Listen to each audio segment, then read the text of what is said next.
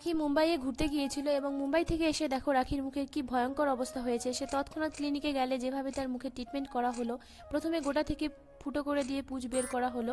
পুঁজ বের করা হয়ে গেলে নাকে অনেক হোয়াইটেড রয়েছে, সেই হোয়াইটেডগুলো চারকোল ফেক্স মাস্ক দিয়ে রিমুভ করে নেওয়া হলো।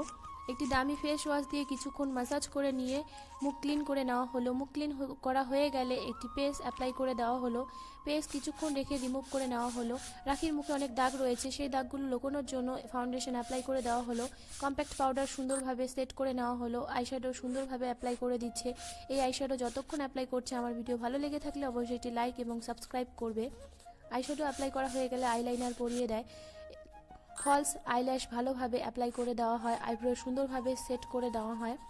আইব্রো সেট করা হয়ে গেলে, আইল্যাশ পরানো হয়ে গেলে ফলস লেন্স ভালোভাবে চোখে অ্যাপ্লাই করে দেওয়া হয়।